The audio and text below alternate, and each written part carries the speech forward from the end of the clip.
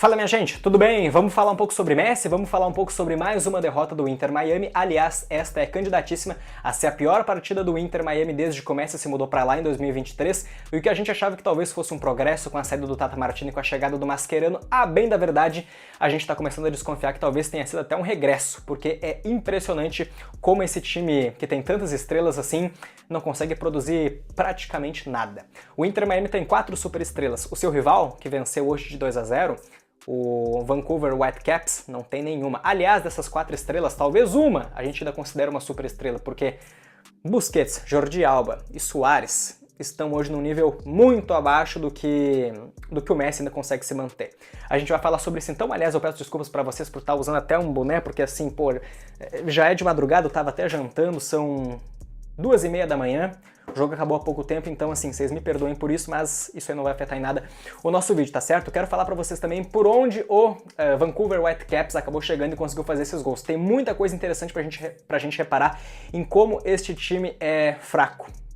Defensivamente, ofensivamente, enfim, literalmente não é puxar saco do camisa 10, mas a única coisa que a gente pode tirar de positivo do jogo de hoje continua sendo o Messi, como sempre foi, na verdade, mas hoje, reparando num contexto mais amplo da partida, é literalmente só o Messi. É a única coisa do time do Inter Miami que presta.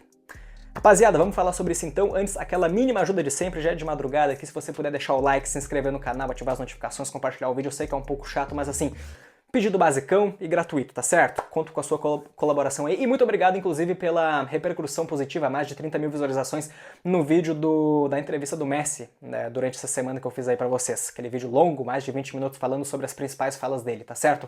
Rapaziada, vamos falar então sobre essa partida. Inter Miami 0, Vancouver Whitecaps 2, um jogo fora de casa pela ida das semifinais da CONCACAF Champions, que é...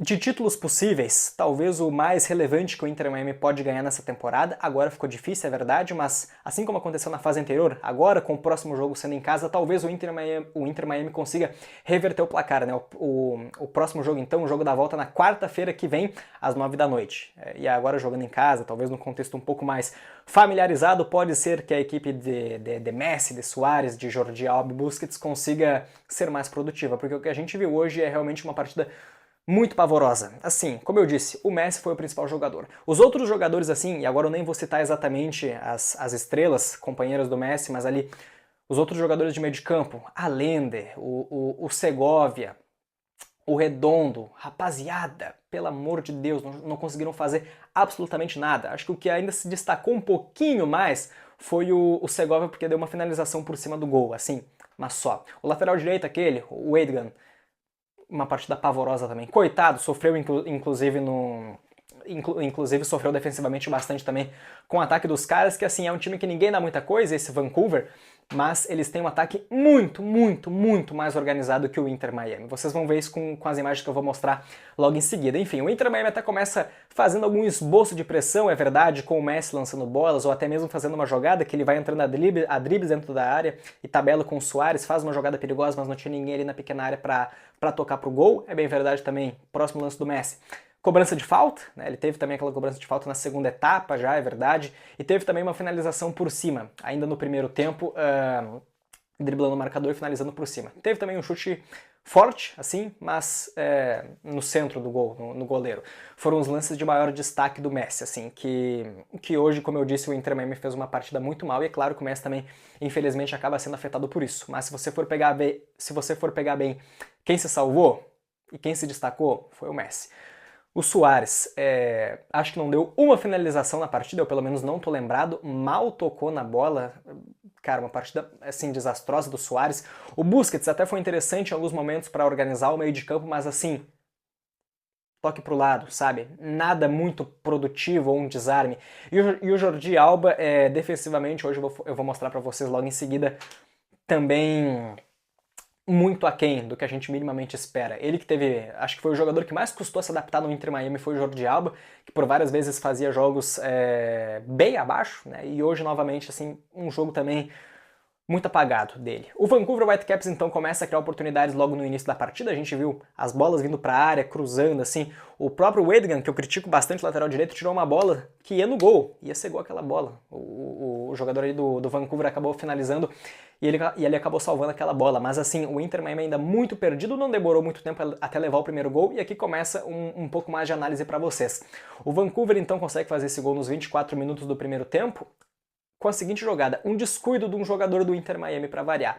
A bola vem, 1-2, e olha a distância ali que o jogador do meio de campo está marcando, o jogador do Vancouver. Ali, ó, eu tô até circulando para vocês aí, para vocês poderem ver, em prints ainda.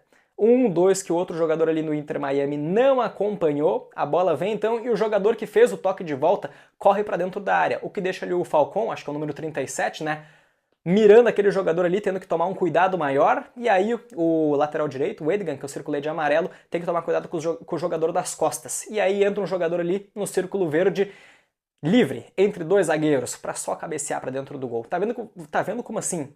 É tudo uma questão de organização tática, um jogador se movimenta. O Inter Miami não tem movimentação, mesmo quando estava perdendo ainda só de 1-0, o time simplesmente não conseguia fazer jogadas rápidas. Na partida passada, quando venceu de 1-0 o Columbus Crew, eu lembro de ter dito pra vocês, tem uma jogada desse time, desse Columbus, que era um toque rápido.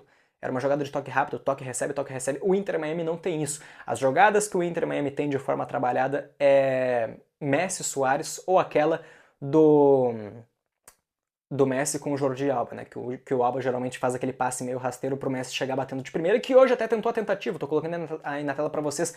Hoje até foi tentado isso aí, mas não deu certo, a zaga antecipou, porque já é uma jogada tão manjada que às vezes é difícil de cortar, é verdade, mas para quem já tem um pouco mais de noção de que essa jogada vai acontecer e quando vai acontecer, quando essa bola vem e você avista o Messi vindo, fica um pouco mais fácil de cortar. E foi o que aconteceu neste caso de hoje, tá certo? O Inter Miami então ainda continua produzindo essas chances muito mais por sensação do que propriamente por oportunidades claras, sabe? Na verdade, oportunidades claras mesmo, o Inter Miami não teve nenhuma. Não teve nenhuma jogada assim que o Messi, por exemplo, pifou um companheiro, deixou na cara do gol, ou alguma coisa do tipo. Não teve. As principais lances de perigo foi aqueles que eu mostrei pra vocês ali do Messi. Foi só. Literalmente só. E o chute do Segovia por cima.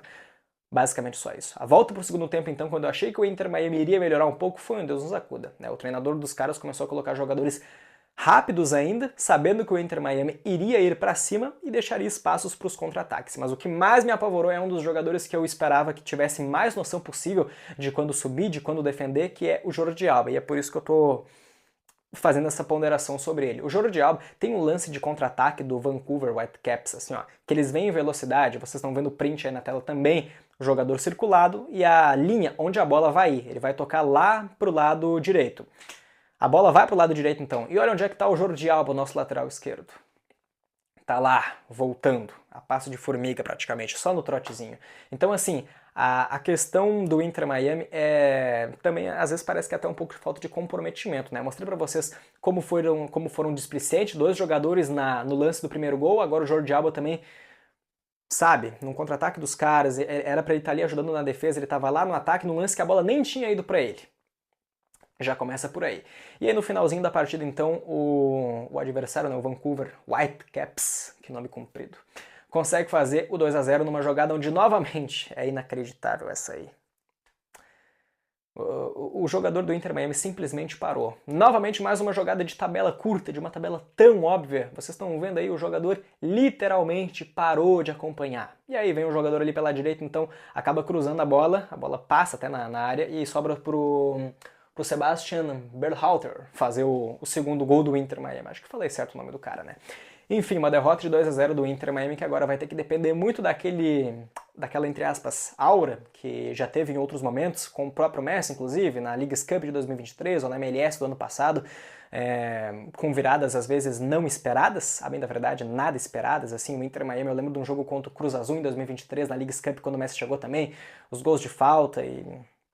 Enfim, aliás, assim, por mais que o meu foco seja sempre falar sobre Messi, hoje não teve tanta coisa pra falar sobre o Messi, ponto positivo, porra, 90 minutos novamente, fisicamente, muito bem, 90 minutos, show, mas o foco hoje acaba me emendando mais para um contexto geral do time do Inter Miami, que infelizmente anunciou também a saída do Robert Taylor, que eu venho dizendo, quem é mais antigo aí no canal desde 2023, nos primeiros jogos do Messi, eu sempre dizia, o Robert Taylor é um dos melhorzinhos que tem no Inter Miami, porque ele fazia os golzinhos dele, ele ajudava a equipe, pô. E agora a gente tá vendo aí a direção do Jorge Mas com o David Beckham fazendo, parece que uma cagada atrás da outra, porque eles mandam os melhorzinhos embora e contratam jogadores que na verdade parecem até piores. E a gente tá chegando agora na época do Super Mundial de Clubes. É uma coisa que meio que não dá pra entender, sinceramente. Robert Taylor, então, que era um dos melhorzinhos do time, está de saída, já não foi nem relacionado para hoje, né? O Inter Miami já postou um agradecimento nas suas redes sociais. E outro jogador também que eu sinto bastante falta é o centroavante, é o Leonardo Campana. Vocês lembram dele? Ele fazia gol também em quase todo jogo que entrava. Era um baita companheiro pro Messi. Inclusive, agora que o Suárez aí de uns jogos pra cá, hoje até não, mas de uns jogos pra cá o Suárez tá saindo um pouco mais cedo de campo. O Leonardo Campana era um excelentíssimo substituto pro nível que se pratica futebol lá. Excelentíssimo. Fazia vários gols, salvou o Inter Miami algumas oportunidades também com assistências do Messi, eu me lembro, isso é muito claro na minha cabeça ainda. Então, assim, são coisas que sinceramente não dá pra entender. Mas no contexto geral, rapaziada, eu acho que é isso que eu tinha pra falar com vocês. O Inter Miami agora vai depender de fazer muita força dentro de campo para conseguir reverter um placar de 2-0 contra na quarta-feira que vem, às 9 da noite, contra este mesmo adversário. Vamos torcer para o Messi estar muito inspirado, né? Porque se o Messi estiver inspirado, querendo fazer o melhor jogo da vida dele, você equilibra o jogo só por ele. Mas uma andorinha só não faz verão, né? Então, assim, o Inter Miami vai ter que ter um choque de realidade com os outros jogadores que, infelizmente, não acompanham minimamente perto do ritmo do Messi. Eu nem falo só do Messi, né? Parece que eu tô puxando o saco, mas a questão não é essa. A questão é que o Inter Miami realmente é um time lento, previsível, burocrático, apático dentro de campo que simplesmente não consegue produzir nada a não ser olhar para os lados e procurar o Messi. Onde é que tá o Messi? Tá aqui, vou tocar para ele. E às vezes o Messi tá tão longe da área, tão bem marcado, que daí ele acaba não conseguindo fazer alguma coisa tão eficiente assim. Aí volta para trás e aí o jogo recomeça. Cara, o Inter Miami é um time modorrento. O Jorge Igor falou num dos vídeos dele sobre a MLS, já que agora a TNT transmite alguns jogos, que a MLS é correria. E realmente, você olha o jogo de alguns outros times, os caras correm, os caras se desmarcam, se desdobram. O Inter Miami é um time lento, cara. O Inter Miami é um time lento, o Inter Miami não tem contra-ataque, não tem velocidade pra nada. Sinceramente, é até meio ruim às vezes olhar os jogos quando o Inter Miami vai mal, assim. Mas, rapaziada, acho que eu tô me alongando muito para quem já passou das 2h30 da madrugada. Esse vídeo vai sair só de manhã, eu não vou postar isso aqui de madrugada, porque provavelmente não vai ter ninguém acordado, né? Mas, novamente, aquele pedido, então, se você puder deixar o like, se inscrever no canal, ativar as notificações, compartilhar o vídeo, sabe que eu fico eternamente grato, do fundo do coração, porque, pô, ver os comentários de vocês aí me elogiando e falando que gostaram do vídeo, que gostaram do canal, faz tudo isso valer a pena. Tá certo, minha gente? Um abraço aí pra vocês. Até a próxima.